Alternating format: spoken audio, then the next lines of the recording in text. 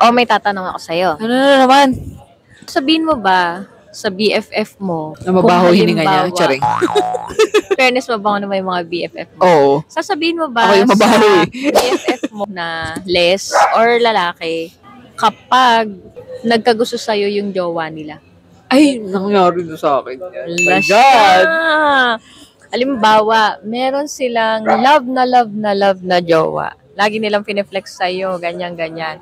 Then, biglang isang araw, nagtapat si jowa ng BFF mo na les or lalaki. Tapos, gusto kita ganyan-ganyan minimessage ka ni ate girl. Huwag mo sasabihin kay ganito kasi baka mag-away kayo, baka magalit siya sa akin, ganyan-ganyan. Basta, pag alam mo yung ganong mga creepy na message, aaminin mo ba to? Actually, nangyari sa akin yan, pero hindi ko inamin.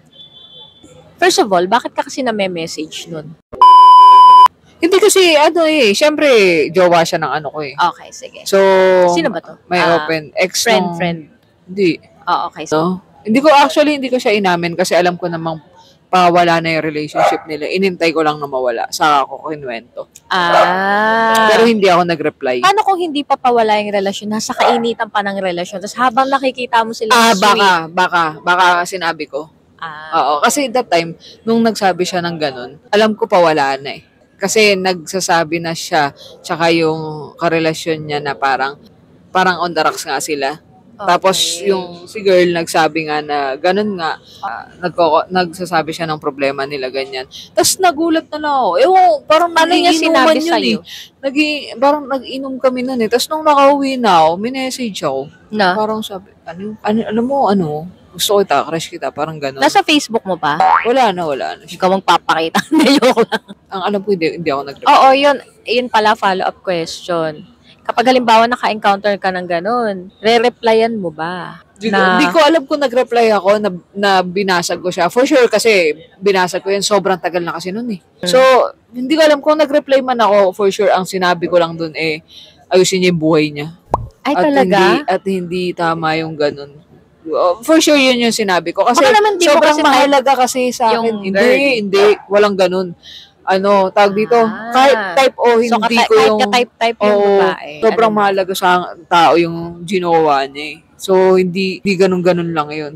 Kasi, di ba may mga nakakausap ka sa live minsan na yung jowa nung nila, BFF nila, biglang may gusto pala sa kanila. Tapos sa kanila lang papaka-comfort, di ba? Tapos yung biglang aamin na gagawin yun. Respeto yun eh. Wow. Siyempre, tsaka kayo yung unang may pinagsamahan eh. Mm-mm. So, isipin mo na lang yung mga magagandang nangyari sa inyo ng BFF nyo, tapos bigla na lang ganun. Diba? Alam mo yung ganun na, bigla kang aamin, tapos ang ganda-ganda ng relasyon ninyo, dalawa bigla kang aamin na may gusto ka doon, tapos habang binobola mo yung karelasyon mo, umaamin ka doon sa isa. Kasi kahit kano mo ka gusto isang tao, kung jowa na yan ng mahalagang tao sa'yo, unless wala ka talagang hindi mo talaga pinapahalagan yung friendship na meron kayo or yung pinagsamahan niya kung sino man yung mahalagang tao. Kayang-kaya mo gawin yun eh. Pero maiisip po talaga dahil na manahimik dahil. Oo, na wag mo nang wag na. Okay. Paano? Follow-up question.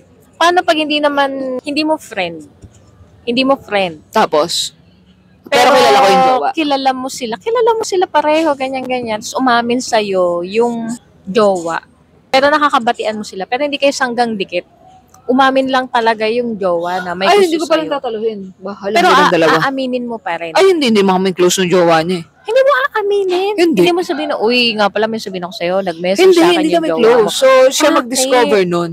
Bahala siya. Pero, ay, bakit? Pero for me, hindi ko, tingin mo, papaniwalaan ako ng jowa nun. Hindi naman kami close. Screenshot.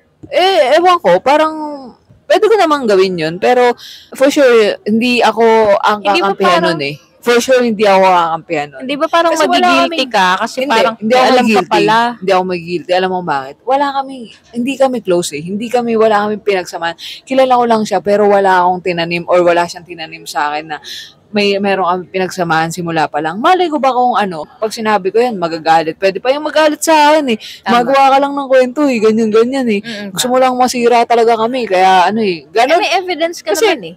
alam mo, kahit may ebidensya, minsan pagmahal mo, kahit nandiyan na sa harap may ebidensya, iba yung magiging tingin Bagay, nila. kung talagang ano, no? Kahit Talagang na sinasampal na sila pag-ibig. ng ebidensya, Ikaw wala pa pa yung rin. masama. Oo, kaya, Pagdududahan pa na baka kasi nagpapakita ka din pero ng kung motibo. ako, kilala niya ako, close kami, alam niya ang ugali ko. So, siguro, mas masasabi ko sa kanya. Kasi, yun nga, dahil kilala niya ako, baka pwedeng pagkatiwalaan niya ako sa ganung bagay. Eh, ito hindi eh. Hindi ako naniniwala na, parang ang magiging dating, kontrabida pa ako.